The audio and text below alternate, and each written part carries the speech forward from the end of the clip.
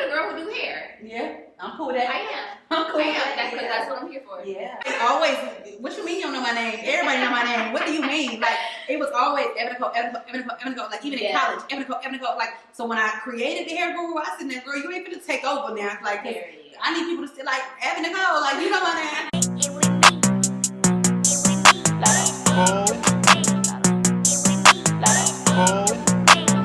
You stupid. What's up, guys? Welcome back to Conversational Messages. My name is Lindsay Bryce, international entrepreneur, unlimited woman, owner and founder of Playhouse Hair Berlin. And today we are chopping it up with girl boss Evan. Yes. How y'all doing? My name is Evan Nicole, also known as the Hair Guru. Yeah. I'm known for everything under the sun in Atlanta as far as installs and natural hair. So I'm super excited to be here. Super excited to chat it up with my girl. Super excited to have you. Yes. Thank I'm excited. You so much. Yes. I feel like we are getting ready to jump into some good conversation because every time we talk, we literally just get lost in all of it. We literally go from subject to subject to subject to subject. Yep. Like, this is a fellow Sagittarius. Yes. So it's like we can relate to each other on a whole different level. So Absolutely. I love that. Yeah. So I'm super open to get to know you, though. I feel like, we be in our shell. Like, we real, like, crabby. Like, we real, like we out there, but we real private and, like, real kind of low-key. We don't really like too much of our business out there. That's true. So I'm kind of ready to tap into, like, our business for real because I think that's a thing. Okay. I think that's what the girls be wanting to know. I like, think so, too. How we deal with stuff, how we, handle our everyday life and still make it, because I don't think that Instagram makes it seem like you're so successful. I think some people really are successful and they have to overcome a lot of challenges in the dark. Absolutely. So I want to kind of talk about those dark spaces and just like where we at, like mentally, to even overcome some of those things. Like that. So first and foremost, let's go ahead and cheers to a good conversation. Yes. A great conversation. Yes. Okay, Bel Air. Oh, I like that. I like that. I knew you would. I like that. I was like, oh, I ain't had this one. Yeah. Okay, so if you don't know, I am an international entrepreneur. I am located in Berlin, Germany, and I am owner and founder of Playhouse Hair. So, Evan, I actually started my hair journey with you. I don't even know if you remember, girl. No. We go way back. Okay. No. So Remind me. We go way back. So this is how far back we really go. I started my hair company in 2017. It was really like spare of the moment the way that I started my hair company. I remember you starting. I didn't have like a passion for hair. Like, that wasn't my thing. But I was dating at the time, and he needed like a legal source of income, and he gave me hair. And he was like, sell some hair. And it was me amongst other girls. It was real good.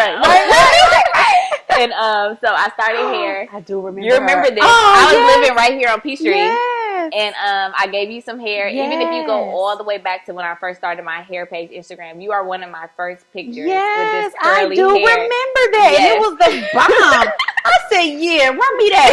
I always wore that hair, Lindsay. Oh, snap. Yeah, so we go way back forgetting here. That's that. how far time goes. Like, That is crazy far. Like, I was at least like 21. Yes. It was at I least was a like baby. what, 6 years? No, more than 6 years. Like almost 6-7 years ago. Yeah. So unknowingly, I started my hair company, not even knowing where God was going to take me, and I started with you. Yes, you was my hair ambassador. I forgot all about that. You was my hair ambassador. Yeah, I started that like late 2017, and then August of 2017, my brother passed. And January of 2018, I was off to Germany. And I got into hair by basically thinking, because I was going to go to Germany for free education. Right. And off the rip, I'm like, how am I going to make money out here? So my side hustle was going to be to sell the hair. Right.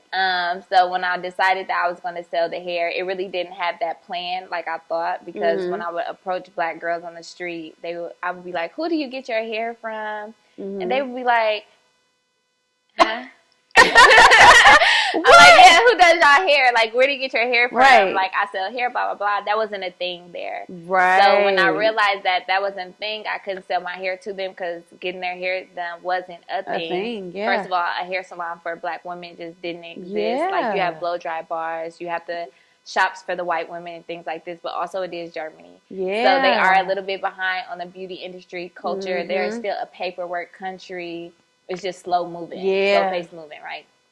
And so that was a good thing for me. Absolutely. That was a good thing for me because automatically my brain started working. I don't even know who I was in 2018, but I was like, oh, y'all don't get y'all hair done? You said I'm going to start doing it. I'm going to start doing it. I'm going to do your hair. Don't even know nothing. You didn't even know nothing. You was like, look, I'm going to just do it. I remember even watching you start doing hair. I said, now what? Now, that's what I'm talking about because that's how we get down. We're going to figure it out one way or another. That was never on my radar to do hair. I was simply thinking the easiest thing ever. Like, let me just sell some hair to make some money, go to school, travel, see where I want to be because I didn't know if Germany is where I wanted to be. And so I decided that I was going to do their hair and sell them the hair. Absolutely. Because they didn't know me. They don't know I don't know how to do hair. Right. So I wasn't going to do nothing like bogus or anything like charge them off rip. But I decided to do hair for free if you purchase the hair from me. Right. Because this helped me. So I could get this practice in. I could get some content in. So the next black girl that I meet, I could be like, you see this? Yeah. This is my work. Yeah. Come at me. So, oh my gosh. That was a good little journey because I started doing hair in my home. And I remember the first time I made a wig, it took me about 2 days to make that wig. 2 days, no cap. No cap. Even to this day, I still have the same customer that she came to get a sew-in in my house. Mind you, a sew-in is very far-fetched from somebody who don't know how to do hair. Yeah. What? So braiding took us a good 6 hours, and she was 9 months pregnant. So was you feeding her? What was you doing? I was in that kitchen struggling, just hoping that she didn't want to get up and leave. Yeah. But she really stuck it out with me the whole time, and it was so crazy. Don't know nothing about hair. I ain't know nothing about blow drying hair before you start braiding. So you was learning on YouTube. I learned everything I know on YouTube. Everything I know. And you know what's so funny? I love to see people's journey because everybody now is using Hair by Erica J. Yes, glue. love that. Hair by Erica J is who I learned from, and she was in Germany when I was there. Wow. I didn't even know she lived there. She was in Germany. She was on the Air Force with her husband. Okay.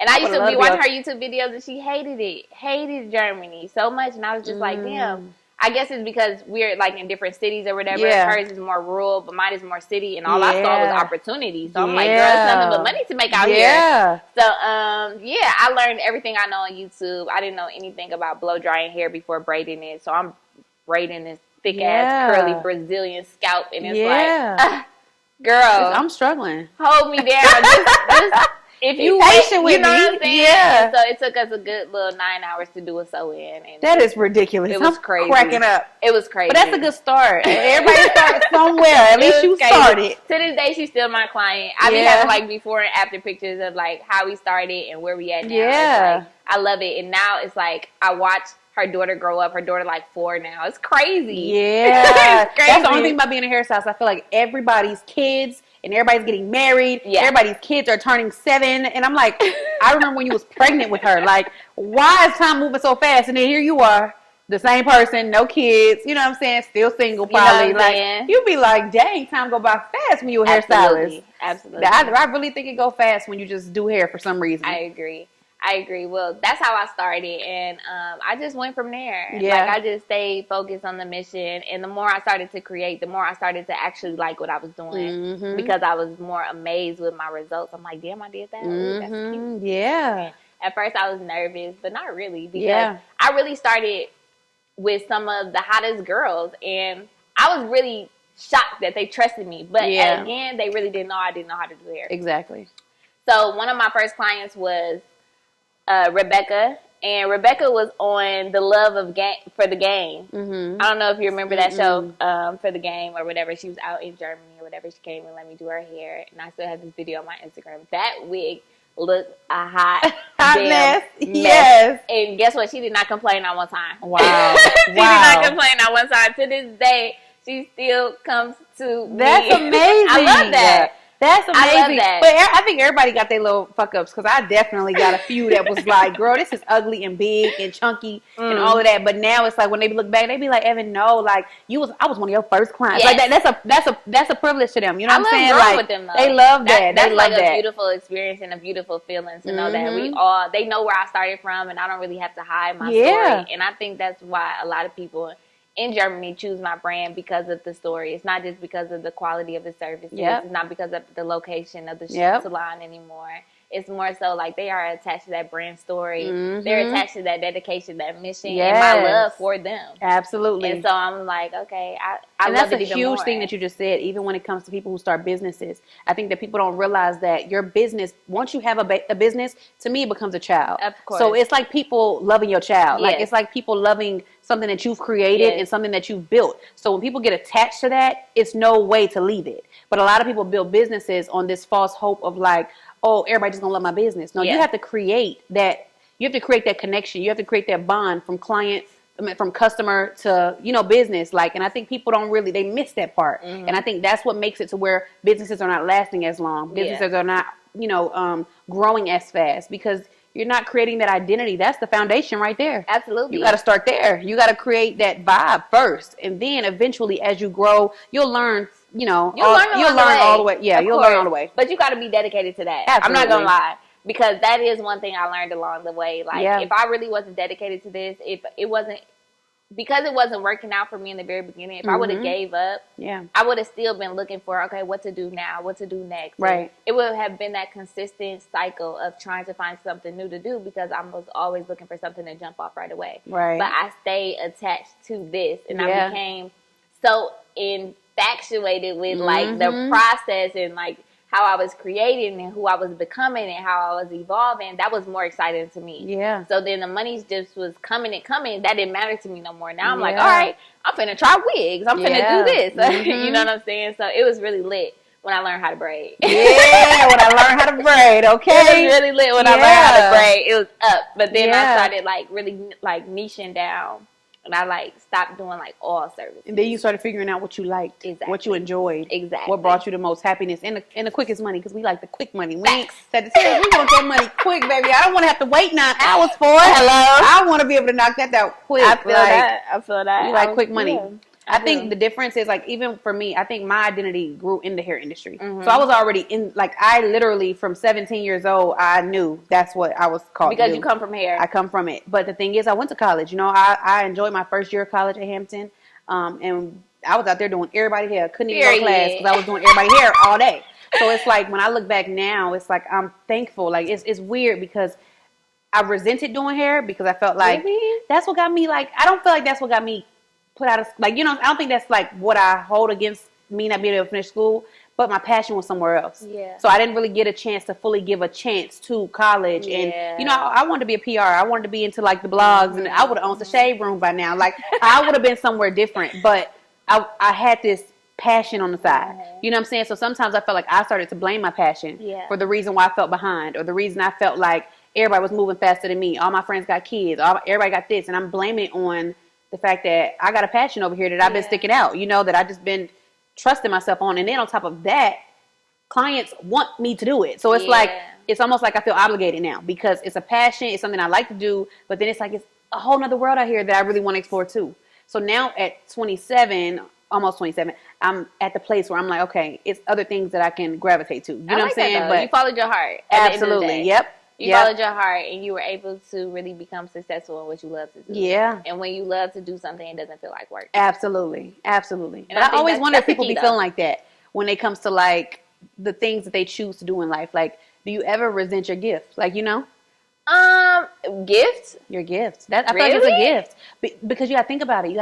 It's a lot of people, let's say people who are in the music industry or people who are in it's probably plenty of times where you've been told no so many times with your gift that you start resenting your gift. Like, you start being like, well, dang, like, you know what I'm saying? Like, I think that all comes with your perspective. Absolutely. I think it all comes with your perspective because, of course, people are going to say no to you. Some people are going to say yes to you. But it's all about how you push it. You know there what you I'm saying? Go. It was nobody that I was going to come across that was going to tell me it wasn't going to happen. Come on. Yeah. So it was more like, I don't care what role I play to get to where I want to go. I'm going to get there. Yeah. And I'm going to push this shit so hard that you're going to see it. You're going to see it. It's no denying the access to me. Yes. It don't matter what it is. Yep. Even if I started it from scratch, you're going to spend a block. block. It today, I'm getting it done. Yeah. That's where I said I was going. And that's how hard I'm going to work. Yeah. And that's my mindset when it comes to certain things. Like, I don't really like to take shortcuts. Yeah. You know what I'm saying? Like, I've been offered like some really good offers from my company in Germany, and I always felt like, you know what? If they see me, then that means my shit really fire. Yeah, really see it. They see the vision. Yeah. So it's like, I'm good on the shortcut. Ain't nobody gonna outwork me. So where you are and what you offering me, I'm gonna get it regardless. Yeah. So I don't even have to like stop where I'm at right now because I know myself. Yeah. And I think knowing yourself is important. And I know that I don't like partnerships and I don't like that type of commitment because I like to do what I want to do. Absolutely. I like to travel the world. You know what I'm saying? Some of my ideas are big and bold, and some people don't think that's realistic. Yeah. I don't want a partner to limit me to a certain thing. Absolutely. I want to do me. Absolutely. What I need is a team that believes in my vision. Yep. And to help me build this vision. But a partner, I didn't really think I needed that. So I denied that, and I outworked everybody around me. Period. That's the one.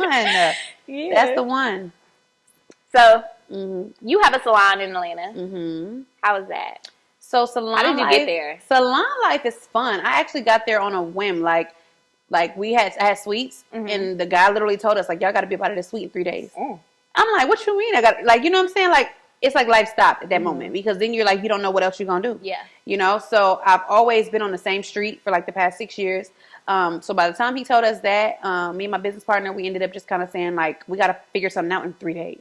So we ended up going to like the landlord and asking him, did they have any spaces available? The space that they had was rinky-ka-dinky. Like, it was so bad. It was so bad. And we just had to make it work. Like, God was with us the entire way through. Like, I really don't think that it would have been possible, you know what I'm saying, without some type of focus from God, because it just wasn't, I wouldn't know what to do with it. You know what I'm saying? So that now has grown. We've been there for about 4 years now. Yes, that's amazing. Yes, that's amazing. I really enjoyed. 4 years went by fast. 4 years went by fast. 4 years went by fast. It went by so fast, girl. So I think that now I'm kind of at a space, I think it's been like 3.5, whatever. But I think that, I love salon life. I do.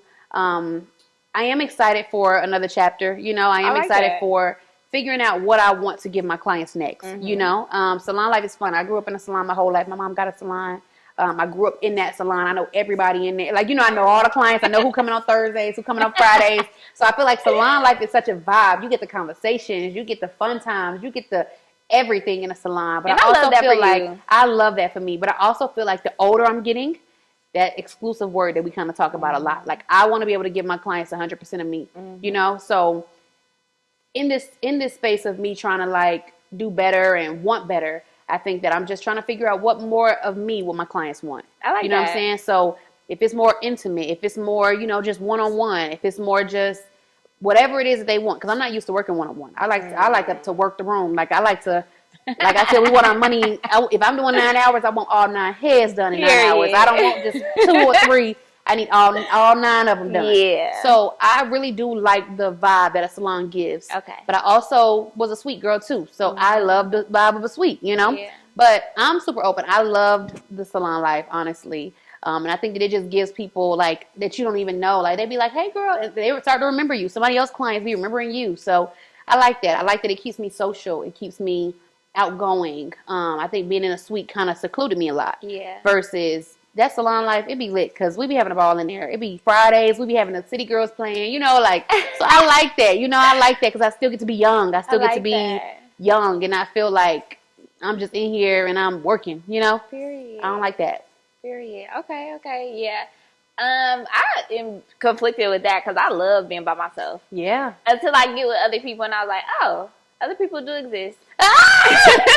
It's kind of cool here. Now other people do exist. Now that's different. But see, I feel you on that because I'm an only child. So sometimes don't talk to me. Like, sometimes I be on some like, I don't want to keep talking to everybody today. Like, I exist in my highest self when I'm alone. Yeah. like my thoughts aren't being infiltrated. Nobody's telling me how to feel, what to do. Like I can really have space and clarity. Like when I'm home in Germany, my house is quiet. Yes. Quiet. Mm-hmm. Okay? I'm smoking a blunt. Yes. I'm on my computer.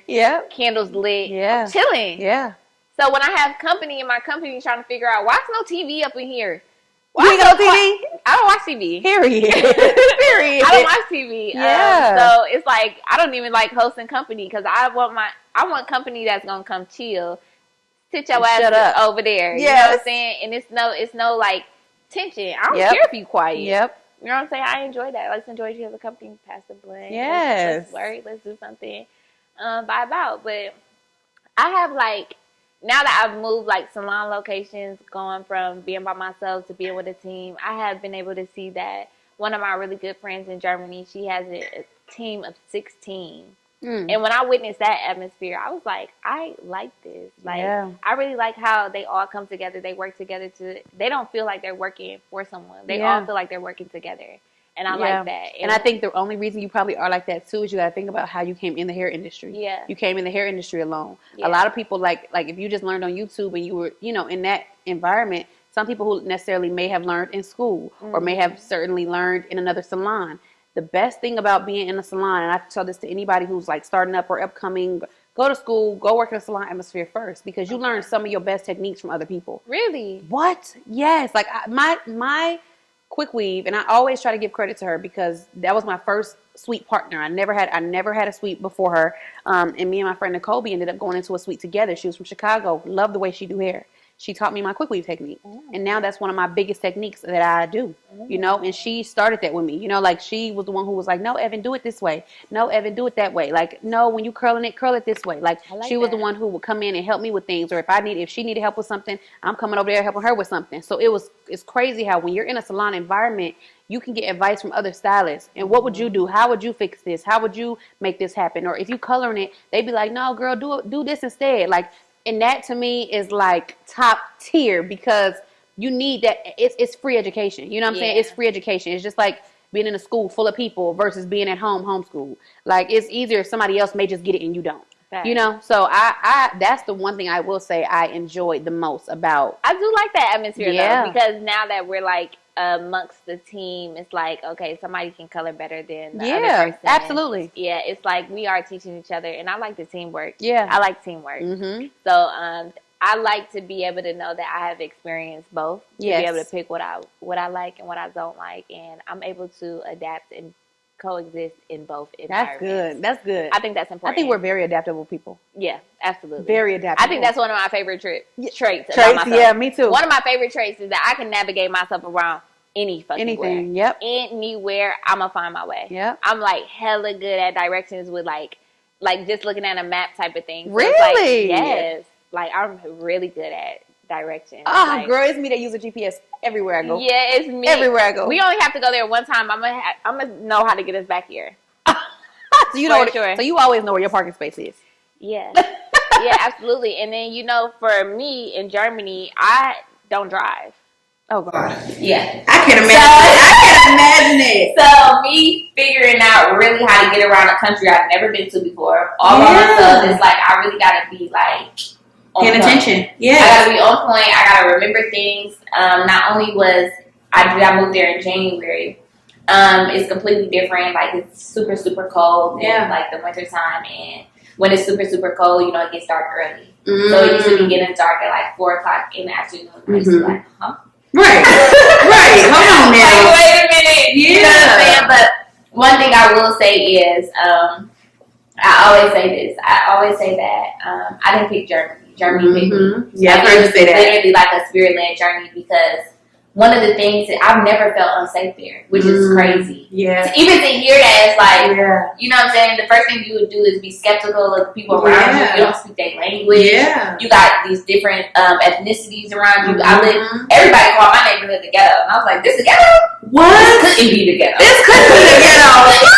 And so apparently, to them, the Turkish people was the hood. Wow. Yeah, and I'm not gonna lie, I felt safe as hell. Yes, I I feel safe as hell. I never questioned myself coming home at night because it would be dark. Like I just never questioned it, and I like that because if I ever instill fear in myself, then it would stop me from doing something. Absolutely. And I just never even entertained that thought, and I've always been okay. Yeah. I started to like dwindle little by little mentally, and I would just. Some days I wouldn't leave my bed. Like some days I just don't do my hair. Days I don't eat. Yeah. I'm just getting skinny as hell. Yeah. I'm like, nah, I need to have something to restore me, like restore my battery, like really recharge me. And I felt like, all right, I need to start preparing myself for the next level of my life. So even in my phone and my notes, I have like, what are my goals for 2022? Yeah. So that if I ever am like, going through everyday life and I'm just figuring out why is she not working? Like what's happening? I could just go back to these notes that I told myself I was going to do A, B, and C. So I know I want to do content creation. I know I have a big personality, and I know I don't belong inside of a building behind a chair. Yeah. Now I did use hair as a stepping stone. Absolutely. And I do appreciate that, and I want to take it as far as I can. But do I want that to be my everyday? No. I'm going to be 28 this year. I also know I want to be married. I want to have children, and I don't want to stay in Berlin. I want to be somewhere else. And even the next place that I go, I don't even want to be there long term. Okay. I want to try that out. Try something else out. And then and then sit down. Just like how we do. That's exactly what we do. So when you say that you scared to go somewhere, I'm like, yes, I don't think I'm scared. I think what I think about the most is that Sagittarius too, we're very lonely people. Like we can get lonely so easy. Really? Now we can adjust to the loneliness. We can adjust to it to where, okay, this is cool. I like me though, so I guess it ain't too bad, you know. But I definitely feel like we get lonely, and I think that for me, I'm thinking, it's the fear. It's the fear of I'm gonna be by myself. I don't know nobody. It's the fear of like, am I gonna be successful? Am I not gonna be successful? Oh my God, this is my city. I'm successful here, so why would I leave here if I'm already doing my thing here? You know what I'm saying? Like it's the fear of what my clients gonna think. Am I not finishing something I'm starting? You know, like am I not like? Why is it that I can't stick to? You know, like it makes me feel like I haven't completed what I needed to complete here. Now, granted, that's why I love that you said that you wanted to mention like you like towards freedom. You know what I'm saying? And I think that for me, what I told myself was I'm going to leave. Like even if I ever left the hair industry, I wanted to leave something of the hair guru in this world. Of course. That's where my webinars came in. I'm like, if I can teach every single one of my techniques, everything that I've accumulated at all this time, it's been 10 years now since I've been a hairstylist. And yes, and it's crazy how, you know, numbers are a thing. And 10 years is a very long time to dedicate your life to one thing. That's all people know you for. That's since I was 17 years old, you know? So now at year 10, it's like I'm able to dump everything that I have into these webinars. And I'm giving them the game. I'm giving them gems. I'm giving them me. I'm giving them my clients. I'm giving them everything that I think, feel, breathe in the hair industry. I love that because now it's allowing other people to learn. We didn't have that coming into the hair industry. We didn't have people who were the top dogs. We didn't have the people that everybody looked up to and everybody liked in the hair industry. Wasn't nobody giving us no game. Wasn't even if y'all would have just been charging me $500, y'all could at least charge me $500 and told me, girl, at least you gotta pay me for it, you know. But y'all wasn't trying to get a game up. Y'all wasn't trying to be up today. That's the beauty of today. Yeah, that's what I'm saying. So that's where I wanted. That's why I saw that lane. The same way you went to Berlin and was like, well, hold on, ain't nobody doing it. I said, well, hold on, ain't nobody teaching it. Like, you know, and it's one thing. Don't get me wrong. I love YouTube as well. I love YouTube, but I also felt like this too good for YouTube. You know, like part of me felt like this too exclusive for YouTube. This is too personal to me for YouTube. You know, so I think for me, I wanted people who were serious about their craft, just like I was serious about my craft. I wanted people who reminded me of my younger self. So I wanted my students to like, you know, when I talk to God about my students and my clientele, I talk about them in a way where it's like, I attract them, they attract me. You know, it's we one and the same, like we magnets to each other. So I love that, and I love that I have people that like look up to me that way, to where it's like, okay, she be doing some good hair, like, is she teaching it too? Like, yeah, let's get it. Here you go. So that's my walk towards freedom. Is being able to number one, leave a city and leave a mark, and then number two, enter a new city and start a mark, you know? Okay. So that's really where I'm like, that's where it's exciting. It's exciting. Follow your heart. you know what I'm saying? Just like when it came to school and going with hair. Yeah. And you like accumulated over 200,000 people on Instagram just from hair. Yeah. You know what I'm saying? Your personal page is hair. Yeah. So it's like that was conflicting. So now I'm at a place where it's like, okay, what do you want to do? You know what I'm saying? Like hair guru or not? Like, Evan, what you want? What you want? It used to be times where and people really wouldn't know that it broke my spirit because I don't think they knew that. But it'll be times when people come in the shop and they be like, I'm here for the hair guru. Like, you don't even know my name. You know what I'm saying? Like, people don't think about the fact that it's like, it makes you feel like you're a robot. Like, they coming for just your service. Like, versus just, I used to be so sensitive about that. I was sensitive about that. Yeah. So opposite. I swear, like, my client, one thing I would always protect is my identity. Yeah. And I don't know why I'm like that. Yeah. But one thing I always protect is my identity. Sometimes my client will sit there and get her hair done the whole time, and then she'll be like, what's your name? I'm like, Lindsay. Right. Lindsay, but that it doesn't bother me. Yeah. Because, like, me, I'm here, I'm so focused. Like, I'm here to get one thing done, and I'm here to, like, make you love how you look. Yes. Like, once I really got tapped into that and got in tune with that, it's like, oh, I love my clients' reactions. I love how they feel about themselves, and that's what I'm here for. Yeah. Like, anything else personally wise, like, I don't hang out. I don't date. I don't kick it. Yeah. I don't go out to dinner. My clients are like, you don't got no friends you don't want to go out with? I'm like, girl, I'm good. I'm good. I love my own community. Yes, hermit crab. Girl, we and sometimes I feel like it's like, sometimes it could be a downfall. Yeah, you know what I'm saying? Like, it's like a disconnect. It's a disconnect. It's like a disconnect. And sometimes you can really get addicted to that disconnect. And I got addicted to that disconnect. Yeah. And I'm not going to lie. I'm not going to lie. One thing I did learn from that experience is that I'm so proud of myself about how I kept business and personal separate. Absolutely. Can't nobody diminish my business. Only because they only know my business. They don't know me personally. Right. They don't know me personally. Right. They don't know where I live. They don't know what I like to do. They don't know how I laugh. They don't they don't know me. Yeah. You know what I'm saying? So when you see me out, it's like, oh, you're the girl who do hair. Yeah. I'm cool with that. I am. I'm cool with that because that's what I'm here for. Yeah. That's what I'm here for. So it's like, I like that. Nobody can talk bad about me. Why? Because they didn't experience me. Right, different. Yeah, I think for me it was always because I was always really popular in high school. And you're like a little personality. Yeah, it was like everybody always. What you mean you don't know my name? Everybody know my name. What do you mean? Like it was always Evan Nicole. Like even in college, Evan Nicole. Like so when I created the hair guru, I said, "Girl, you ain't gonna take over now." Like I need people to still like Evan Nicole. Like you know my name. Like so for me it was like I'm trying to make sure I'm like, why y'all don't know my name? You know, so I like both, and I think for me, I lost Evan for a while. Like it wasn't nothing long or nothing like that, but it's like when you get engulfed in, especially and I blew up fast. A lot of people don't know I blew up off the shade room. So really, yes, what happened on the shade room? Yes, I used to sell Paul Mitchell flat irons. Okay, so I used to sell Paul Mitchell flat irons, and that's how I started becoming the hair guru. I used my mom's where she get like everything wholesale. Girl, I started buying all these flat irons wholesale by Paul Mitchell, and I just started selling them retail. So I just started flipping them. I was buying them for like $89, and I was selling for like $160. So when I started doing my first little few ones, you know, everybody buying them.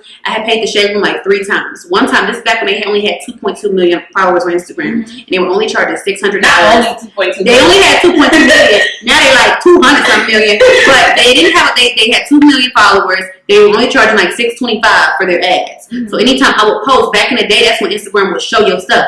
Like it would show you. Like now you gotta worry about nobody seeing it. Back in the day, it was back when it was like 30 seconds ago, 45 seconds ago. You know, like it was very to the T. So a lot of people could see the shade room, and the shade room was kind of blowing up. So I would pay them every holiday season to post my stuff. And girl, I remember one time I was 19 years old. That's when I hit my first 6 figures. I was 19 years old, and I was at IKEA with my dad, and I was getting all my stuff in my cart, and I was like kind of on a budget because I'm like, you know, I don't really, I'm about to move out the house. I'm moving out of my parents' house, but I still need to make sure I'm on a budget. Girl, I swear to God, the shade room that finally posted me, my phone was ding, ding, ding, ding, ding, ding, ding, ding, PayPal. Like it was boom. Like it was boom. I had like over 200 sales in like 4 hours. Like it was very big. And on top of it being very big, because I used to record videos of me flat ironing the hair, and that's back when people wasn't really doing videos like how they do now for ads. They was not doing content. Back in the day, I was doing content. I was showing which irons was the best.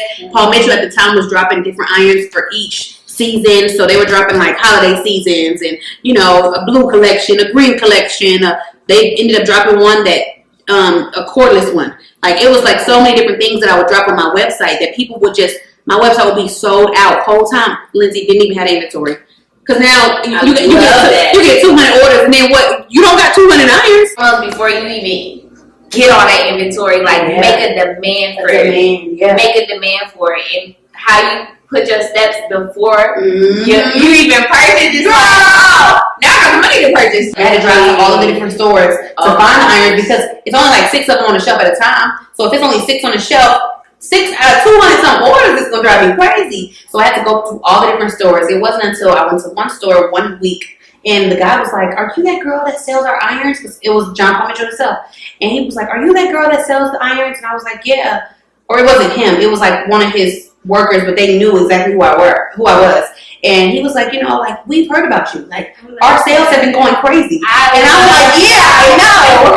So my mom had one of the guys, I think it was his brother or something, come to the salon and meet me and stuff. So it was a really fun time. They have sponsored you by now. I don't really do it now. I think if I would have kept going the way I was going, then yeah. But I had kind of just stopped. Once I started making money for real doing that, and I started gaining that clientele as well, it kind of was like it was hard to balance both a business and being a hairstylist. Because I was still busting down 14 heads a day at the time. Let's be for real.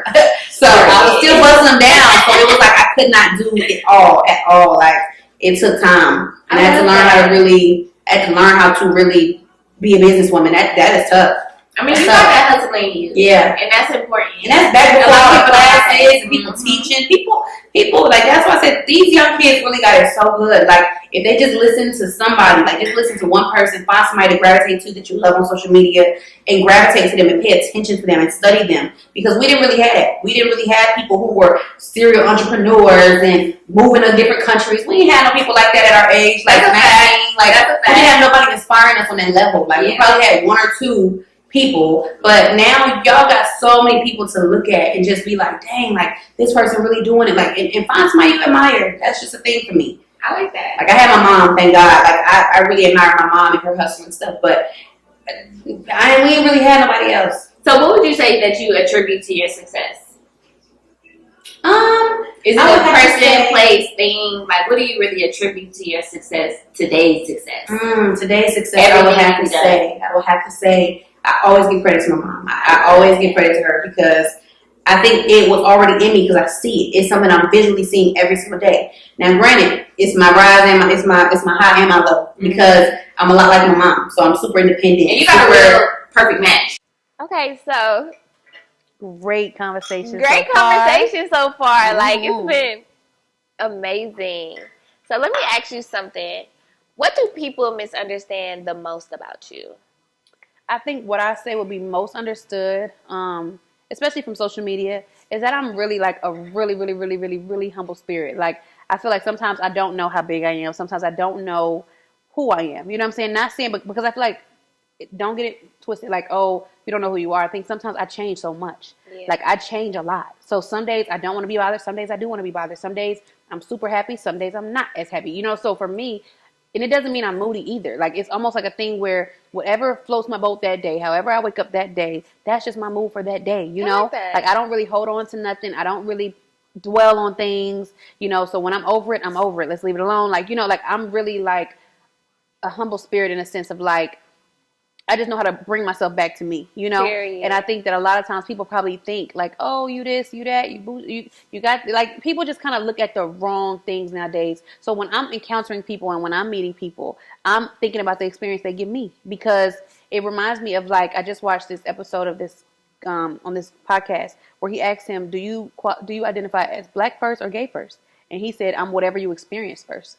Like, he was like, if you, whatever you see first, you know what I'm saying? So it's like, for me, I'm all about when I experience you, that's what I get from you, So a lot of times people have these things in their brain or they see certain things. Like, so that's why it's so hard for me to date from social media. Like, it's so hard for me to, like, if I meet you on social media, I can't, like, it's hard because I don't want you to have this picture, that's already painted in your mind where it's like, you don't really fully get the chance to experience me. So, I think that that's something that I feel like is very misunderstood. Like, just as far as like the energy I'm gonna give you. I'm really down to earth. I love quiet too. Like I love to play Sims. You know what I'm saying? I like to sit and do my own little thing. Like now that's one thing that really surprised me about you. Now I'm not gonna lie, the way how creative you get on Sims is crazy. It's crazy. It's like damn, like you could really have something really big in that sector. Crazy. Like, really. Now when I was younger, you get so fucking creative in Sims. Yes. Nah. Pause. Yeah. You get so creative in Sims that you got a whole fucking storyline for these people. Yeah. How? Yeah. Like what? How the hell did you even get into that? I swear, like I was like, yo. It's Evan is a hell of a person. It's like crazy, Lizzie, and it's crazy because that's something that's also misunderstood. People don't really understand like where that comes from. You know, like when I was younger, I used to write plays, so I have like booklets. I still have them to this day. I used to make composition notebooks, and I would go through magazines and choose my characters. I love So I would that. choose my characters, match them up. This her boyfriend, blah blah blah, and like tape all the pictures on the actual composition notebook. And I always wrote plays. I always wrote storylines. Always did that. And then eventually, once I started playing Sims again during COVID is what woke my Sims back up. We was in the house. I said, you know what? I'm going to have fun with this. So I remembered playing Sims. I played since I was 12. And I haven't played in years from then. But then when I finally got back into it, I was like, I'm going to play. Like, I'm going to play. And then when I got into it, and I started really falling in love with these people. Like, people think it's crazy or it's weird or whatever the case may be, but it's different because you start to form an attachment in, like, another world. It's just like when people play Call of Duty and they play all these different, you know, games. Like, Sims is different. It's different. It's different than Call of Duty. And it's a different virtual reality. And then people misunderstand, like, oh, well, you trying to make your own life? And it's like, well, no, my Sim, she had a baby at 16. And you made your own life. Now they got 5 kids. No, this ain't my life. This ain't got nothing to do with my life. What I love don't you have a separate page for your Sims? Yeah. So Guru Sim Life is a separate page for my Sims. That is their world. I have a ton of people who love the content over there. They comment on everything. They engage completely. If I post something, when I post my Sims going to prom, and the thing is, people have watched me grow with it. Yeah. So I've had my Sim family for about almost 3 years now. So the same family. Like, a lot of people do not do that. If you know anything about Sims, people don't keep the same family ever. For me, if that family gets deleted, I'm stressed out. Like, you know, because it's a part of me. Like, it's a part of... How would a family get deleted? Like, if anything ever happened to your game, or if, like, you lost all your data or anything like that, like, girl, what? I would die. Like, I think if Evan came from behind the chair, Evan would be a hell of a fucking personality. Yeah, like, there's I think so many sectors to you that is just too. like, damn, do we really even take the time to really explore who we are? How wonderful we really are. Like, there's so much embedded in this one person that is like, I try to jam pack my enjoyment through life. That's why I'm so adamant on doing life my way. I don't care if it makes me money. I don't care where it takes me. Like, I want to enjoy. I want to make sure I'm happy. Yeah. You know what I'm saying? I do like money. I love money. I love money. You know what I'm saying? But I want to be able to align my purpose with my personality. Yeah. So that I am enjoying what I do. Yeah. And also receiving it just abundantly, just effortlessly. And I truly enjoy Sims. Like, so it's so funny because even when I'll be dating somebody be like, girl, I feel like you about to sit on that. Don't talk to me while I'm playing my game. Don't talk to me. Don't have nothing to say about me. Don't, like, and then people be intrigued. Like, I've had people who really done sat there and went through the whole page and said, oh my God, like, it's really a whole story. It's a whole story. And on top of that, people, you know, my Sims, like, they've had kids and stuff. So people have watched the kids go from babies to, like, going to college. So it's like, they like, what? Like, it's weird because I love that. People form that, like, bond with something that's, like, virtual, you know? So for me, I feel like it does allow a lot of my personality to shine, a lot of the scenarios, a lot of things that I come up with. And sometimes it's weird because even in times like that, I get brain freeze. I haven't played Sims in like 3 months now, maybe like 2 months. But in those 2 months, that's been a long 2 months. Like, but it helps me really have my creativity, and it really helps me. And I always have known myself to be an artist in a different form. Like, you know, I take art a different way when it comes to even doing hair. Like, I love that it's like you really take a blank canvas. Like, you really start with a blank canvas sometimes. Sometimes it's ugly and sometimes it's beautiful from the start. But when you take that blank canvas and you can create it into what you want it to be, you know? And I think that's what I teach all my students at RSS Academy too, is like, you have to be a visionary for yourself. Yes. No matter what you learn, no matter what you pay attention to someone else do, you create your own vision around it. Absolutely. And even with Sims, it's a whole nother Sims community. So the same way we have hairstylists, it's other people that play Sims. So all these other people that I follow on Guru Sim Life, these people have creativity. These people have storylines. And I'm paying attention to, like, some of these people are parents. Some of the girls in real life, they're moms. They're, you know what I'm saying? Some of them be they be about to give birth playing Sims. Like, you know what I'm saying? Like, but it'd be like, it's crazy because then you be talking to people. And the thing I love about it too, Lindsay, is that it's not fabricated. Yeah. These people do not know me. Like, on my Sims page, y'all, I swear to God, these people don't know the Hair Guru because that's my Sim page. So all of the people that follow that page, they don't have a clue who's behind the page. They're truly invested in the So they're truly invested into the life of it. Yeah. So then when I'm talking to all these different people, I'm making relationships with all these different people. We don't know what each other look like. That makes sense? I like that. Like, I love that. So it's just like when they playing Call of Duty and they got the headsets and they don't really know what the people are, whatever. But you start meeting people like that. You meet people virtually. So I love that too. And I feel like it's my little way of going in my shell and like really having something of mine to myself. Like, you know? That. So I love that. And I always think that I'm going to always play. When I have kids and all, like, I know I'm going to play Sims. So that's crazy. Yeah. I really love that about you. I love that about me. It's so creative. It just brings out a really authentic side of you. You want to know how I knew I loved it? I was sensitive about it. Like, when people would say I was weird, people would say I was like weird or like talk crazy about me and stuff like that. And I would make my page private, unprivate, private, unprivate. Like, because I really wanted it to be people who really understood it, you know. But I said everybody ain't gonna understand it. It is what it is, like, you know. So that's my little passion on the side. That's my little side passion. So people always ask me, you know, are you gonna ever reach out to them for them to pay you, stuff like that? And eventually, I do want to get into that as well. I feel like I can make money in so many different ways. A lot of people will pay me just to watch me play. So until I learned that, I'm like, oh, I forgot all about that, you know? And even during COVID, I inspired so many people to play. I'm like, I already know y'all done ran up they bag, like, off of me, you know? So are you playing Sims on a computer? On a computer, yeah. Okay. So for years, I played with my MacBook. Girl, I said, my parents asked me what I wanted for my birthday. I said, I want a gaming laptop. So my parents helped me get my gaming laptop for my birthday. So I definitely play now with, like, a gaming PC. So that's, like, my gaming laptop. You know what I'm saying? But when I move into my house and stuff, it's going to be a whole game room, baby. It's going to be a room. So, yes, it's so funny. It's so quirky. It's so quirky. I love that. Yeah. That's like a fun fact about Evan. Yes. Now, it is something else I want to ask you about. Because one thing that I admire about you the most is your femininity.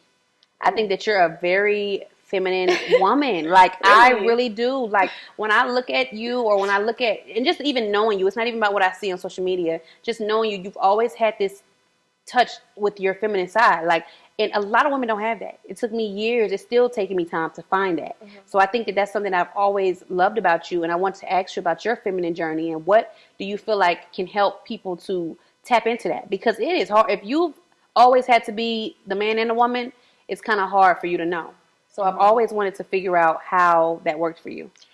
Well, I actually love the fact that you could acknowledge and identify that in me, because I never really, like, pointed that out to be something that was, like, really into me.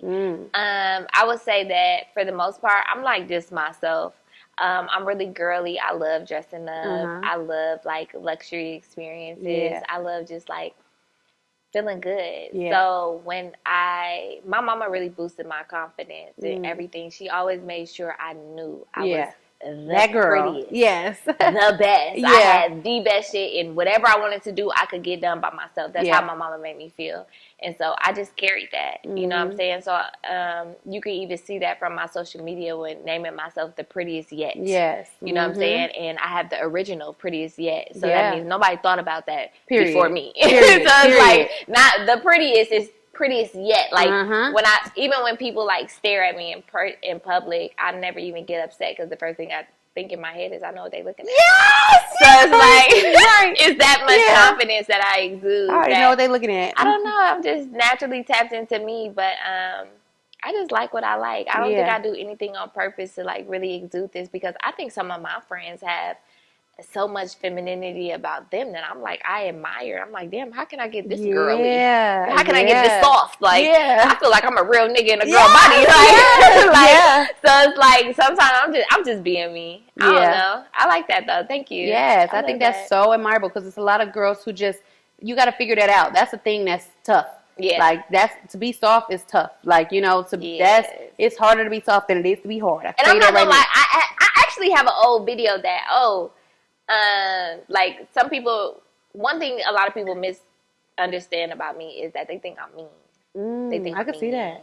I can see why they would think that. Yeah. But it's not My rising sign is a Scorpio, so I guess that's Mine just is how it come off. Really? Yes. Yeah, my moon sign is in Libra. Yeah, my moon sign is a Pisces, so that's why that's where that emotional side come in. Very emotional. So it's like I could see. I don't really know much about Scorpio, so I don't know how I come off to other people, but I always get the same compliment, basically, that I'm mean. Yeah. So I always be like, damn, I'm the nicest person ever. Like when you really know me personally, I will give you the clothes off my back. You know what I'm saying? I'm trying to take everybody with me, put everybody on. That's just how I am. Same. And so when I get this compliment that I'm mean or I'm rude, I just feel like this person doesn't align with me. This person doesn't know me or my spirit. Period. Or they just want to point it out. Maybe I got a resting bitch face because I'm just like, when I'm in public, I'm just like, oh, I'm not bitch. Like, yes.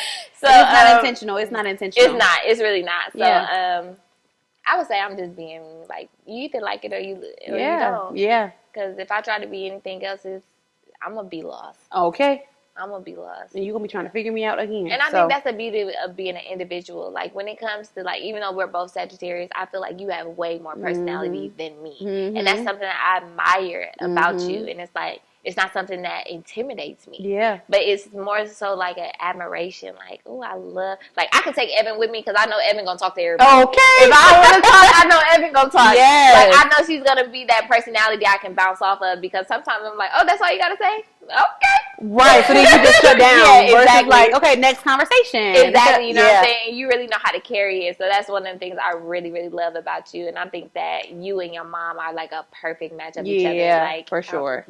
For sure. Absolutely. So I'm like, damn, everybody really has their duo and their pair. And it's so interesting how God pairs us together. And it's like, I love this. I love the way to see this roll out. Yeah, because I'm also a lot like my dad. So my dad is like a motivational speaker. My dad, he like mentors young boys. He's written like over 50 books. Like my dad is really like really smart. He's getting his master's degree in accounting. So he's really good with money. He's a really good budgeter. Is he Libra? He is a Capricorn. Really? Oh, okay. I think that's where I think that's where I be getting it from because I still be wanting like that. I don't want to say a dad and a guy, but I still be wanting that layer of protection or that layer you're a daddy girl. I'm not. You're not? No. Oh my God! Then that's something that's very misunderstood about you.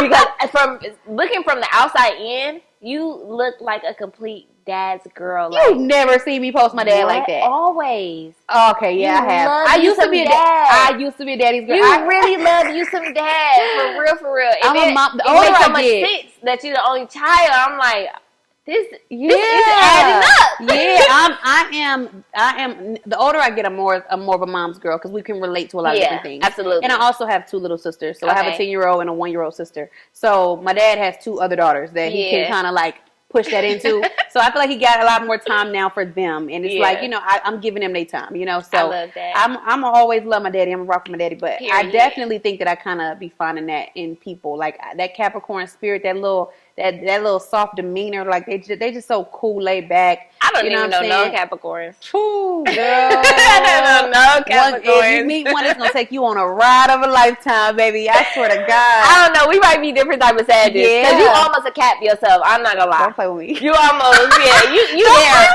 I'm like full bred Sag. Wait, you're when? When is your birthday? In the 9th. I'm right in the middle. You're right in the middle. I'm not nowhere near Scorpio, nowhere near Capricorn. You're right in the middle. Yeah, you are. You are. Whole Sagittarius. I was thankful as hell. I was supposed to be doing my dad's birthday January 17th, but I came December 17th. Yeah. I would have died if I was a Capricorn. What? No. And I'm so close to so many, but I would have died. Yeah, I was always supposed to be a Sag. My mom was supposed to have me in November, but it was still gonna be a Sag. Yeah. I think we the best for sure. Facts. For sure.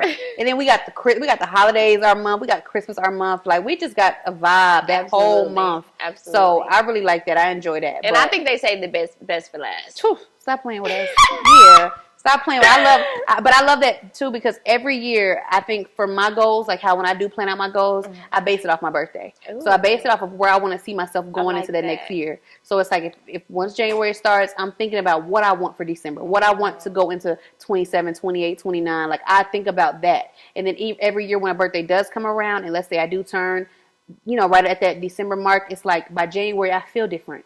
I feel different because like my birthday just passed. I'm a whole nother each year it's a different person. I swear, really? Each year, yes. I love birthdays, but I don't really be seeing the difference between myself because I feel like my last birthday, I was like, okay, this chapter is invite only. And I completely went against that. Yeah. Like, that's what we do. That's what we tend to do. You know what I'm saying? So it's just like, I always try to make sure I set goals for myself of how I'm going to level up in the next year. Yeah. Because I never want to be in the same place. Yeah. And it's not because of anybody else or anybody else's enjoyment. It's just for my satisfaction. Yep. Just my satisfaction. Like, even when I travel the world and like go off by myself, I'm willing to go off by myself as long as I get this feeling that I'm looking for. Yeah. And sometimes I don't know if that's a good thing or a bad thing because I'm constantly yearning for some excitement. Always. Like something that just feeds my soul. We can't be stagnant. I really can't be stagnant. I have to have a new house, new car, new Yeah. this, new person, new this. Like, it always has to be the next big thing. And I love that about you because you've always been on your shit. Yes. Always had a car. Yes. Always had a place. Yes. You know what I'm saying? I remember you started the $5 challenge. I will always remember that in my head from you. Yeah. I tried to start that with the Euros. It didn't last. Girl, it didn't work for you, girl. No, it never lasted. See, I think with getting paid cash a lot, it's like it was easy for me. Yeah. Because it was like people would tip you or give you extra. So anytime somebody gave me 5s, 10s, or 1s, and then I had to start going up to 10s because it was like, okay, and then by the time you break a 20, you're gonna get a 10, a 5, or a 1. So every time you break something, stuff like that. But I'm a cash type of girl, so and you're just very disciplined and well-rounded and organized. I like that about you. I need to get those traits about myself. Yeah, you got them. I think you just spontaneous. You have a lot more spontaneity to you than I do. A lot. You wake up and just decide you're gonna do something. Today is what I'm doing. It takes me planning. I'll get back to that later. It's me planning.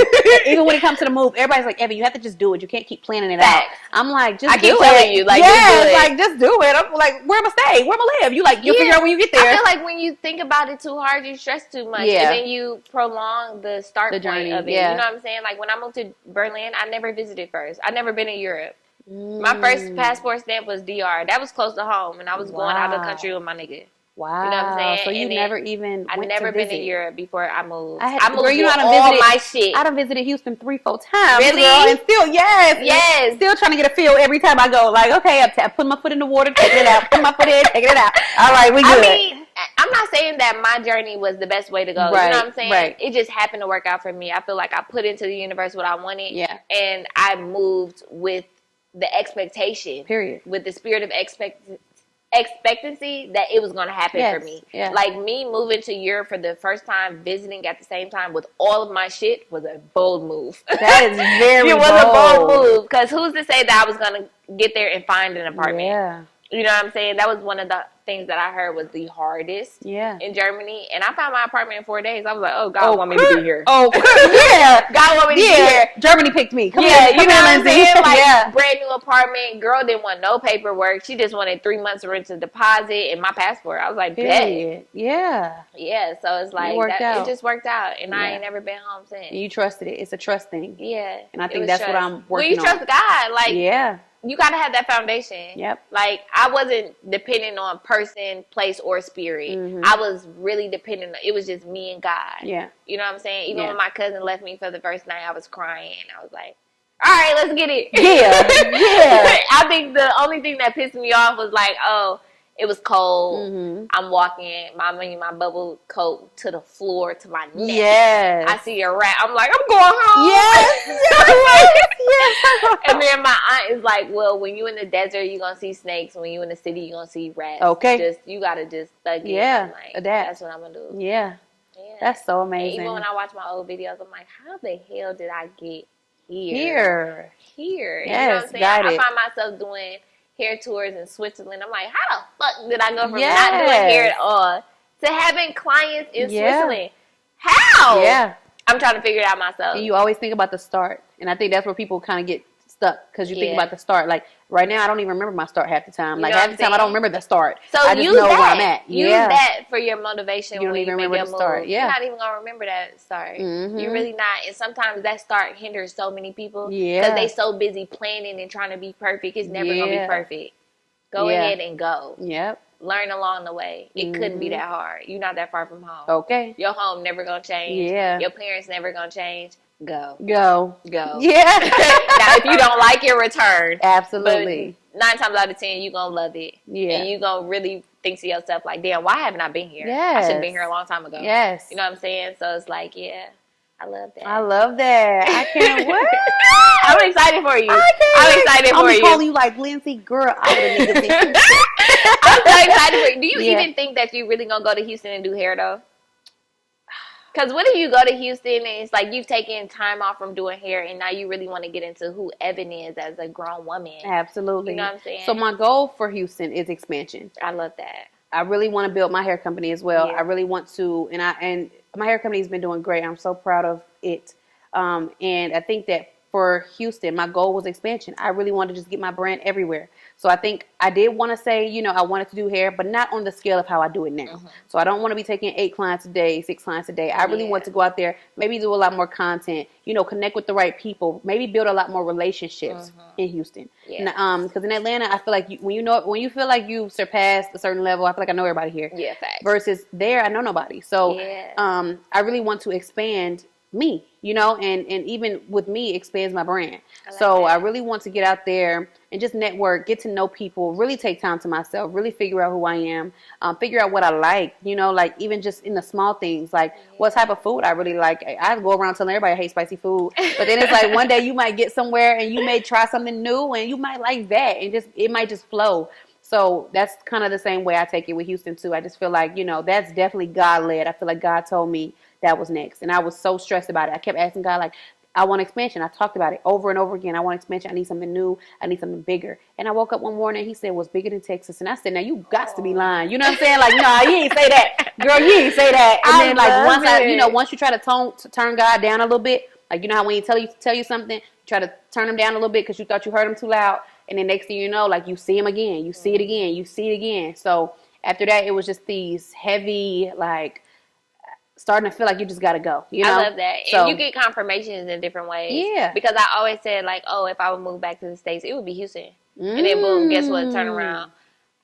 You going to Houston. Yeah. Ross just bought a house in Houston. Really? All type of shit. Yeah, he like, Atlanta dead. I'm like, did everybody on the same frequency? Or is it just a select few? It's like the chosen one. You know what I'm saying? The So it's like that ones. confirmation comes in slowly, and it's like, damn, I knew I wanted to transition, but you know, expansion is the foundation. Of us. That's our planet. That's the plan. Yeah, that's my plan. So it's like with that plan, I know he's gonna take it further. You know. Absolutely. So I gotta go. Yeah, I just gotta go. Just gotta start. But I'm excited though because I'm excited for you. Girl, I said, who knew Houston had palm trees? Ooh. Who knew Houston had palm trees? Okay. Girl, they everywhere. Period. I'm like, this is like I'm on the beach. I feel like I'm in Miami. Okay. So I love that. I'm like, you know, I just need a different scenery. And sometimes you need a different scenery even to realize where you can go. I used to work on this street right here. I used to work right here on this street for 5 years before I ever lived here. I lived here for like, let's say 3 now.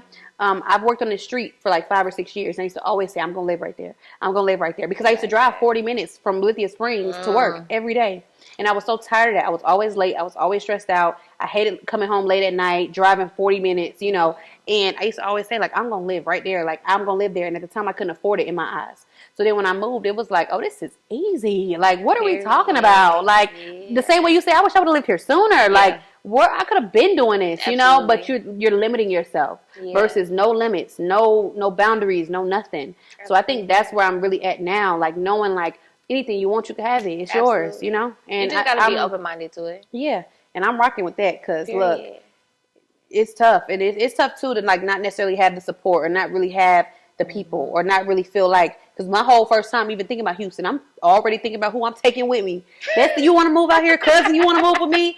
And God was like, so low. Hello? God, have you seen one of my tweets from the Unlimited Woman? I was like, every time I try to make the next move, I'm trying to take everybody with me. God called for you. Yes, go. go. You know what I'm saying? Just go. Yeah. And bring others later. Yeah. You know what I'm saying? Sometimes that can be conflicting. Yeah. And so it's like, once you just make that first move, God gonna curate your steps. Absolutely. You just gotta be able to know how to return to that foundation, and you got that foundation. Yeah. Like, God is in you. You know what I'm saying? We doing church virtual yes. Sundays. All type of shit. So it's like, even in the space of our own, when nobody sees us behind closed doors, we still in tune with the higher power, and that's what's most important. Like, absolutely. Once I put what I want out into the universe, I know God got me. It's not in my hands. It's not in nobody else's hands. Period. It's like sometimes I find myself calling people like, "Oh, what should I do? What should I say?" Yeah. But it's like, I got it It's already. already in there. I already got it. Because if it was for them, they would be in this position. Come on. So it's like, I sometimes I just gotta trust myself, and I don't need to like really. What is even the word? Like, sometimes I like try to shorten the depth of me, like, and it's just like, I'm so big, I cannot go small on myself. Not for even the person that I think is bigger than me. Absolutely. I can't.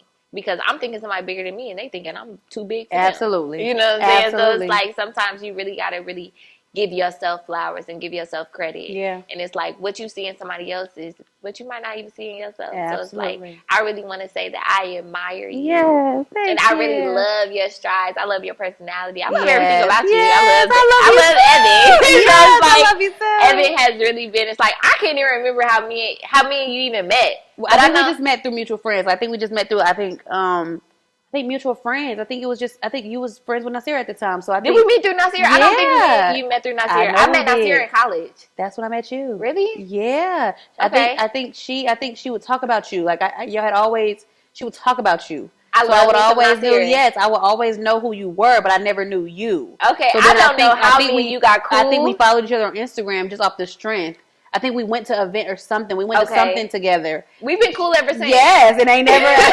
We've been cool ever since. Do my hair company? I'm like, yeah, hell yeah. So I've always liked your hair. I used to be like, Lindsay, this is the best hair ever. Like, I remember that it was so pretty, and I can't remember what you used to call it. Cashmere. It's always been pretty. No, what was the bundles? Capri curly. Capri. Yes, I remember that. But you know, one thing I do love about me, and one thing I do dislike about me, is that Sagittarius and whole, like, we have grand ideas and we sit on them. Yeah. Before Impact Atlanta came out, I had Entrepreneurs of Atlanta written in my journal. I got you written down. I got Jada written down. I got Tay written down. Real Entrepreneurs of Atlanta. Yeah. You know what I'm saying? People really making moves before they even got this big. Yep, and you won't even believe me, said Tisha, Roland. It was a group of us. We had something that we had wrote down called Above the Influence, and never moved on it. Like never moved on it. That's one thing. Never moved on it. But that's a good lesson to learn, though, because when you don't move on it, you will watch your dreams be played out by somebody else. Yeah, God gives the same ideas to different gifted people. Like every single time, yeah. like that energy is just transferring. Yeah. You know what I'm saying? You think you onto something, but it's like if you don't go ahead and do it, somebody else gonna do it for you. And that's the heartbreaking thing. That's so heartbreaking. So really you see your shit be played out by somebody else? I ain't copying nobody. So it's like when you see somebody else do it, you gotta take your L. You just gotta take your L, because it's like, oh, I thought of that first and they'll never believe you. Yeah. They'll never believe you. Yeah. So it's like, yeah, I really love that. Yeah. And you've been hustling for a long time, and I see you, and yeah. I salute you. And they say 10 is like a closing of a cycle. So I think that the next journey, like you said, I will get to know me a lot more. Because once you got to close some chapters. Like, you know, I think people be scared to close a chapter. You don't want the story to end. So I definitely feel like I'm ready to, like, next chapter. And I'm the fact that I even am a storyteller for real. Like, I kind of do dissect. You know, I already know how to end. It's crazy how I was an English major in college. So I really wanted to, like, I was very good at writing papers. Very good at, like, girl, I can kill a paper. Like, period. Any topic, anything. My paragraphs right. My indentations is right. My everything is right. Like, I always did amazing in English. So I just always like to write. And, like, you know, even when I wrote my book, like, it's just so many things that I feel like evolve you as a person. Absolutely. And it's like now it's like it's go time. So to figure out what you like you said, and just figure it out. Push it.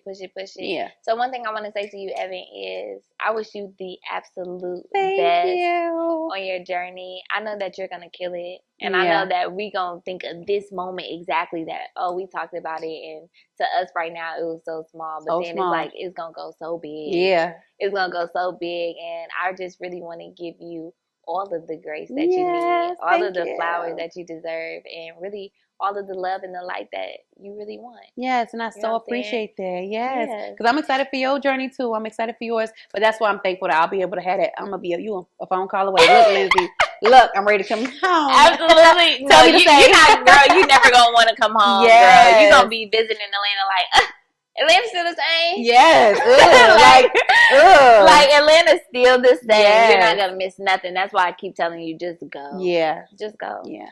Yeah. I'm excited for you. Yes. Cheers to this conversation. This was amazing. I adore you. Thank you. I adore you too. Mm-hmm. Thank you guys so very much for tuning in to Conversational Messages. I absolutely love this conversation. I cannot wait to have more girl talks with you. Yes, I would love to. I can't wait to sit with some other girls and figure them out too. Like, it's so much to unpack, though. It's so much to unpack. It's so much. Like, so if you love this episode, you're going to love the next one. That's so exciting. I love you guys, and we will see you in the next episode. Bye.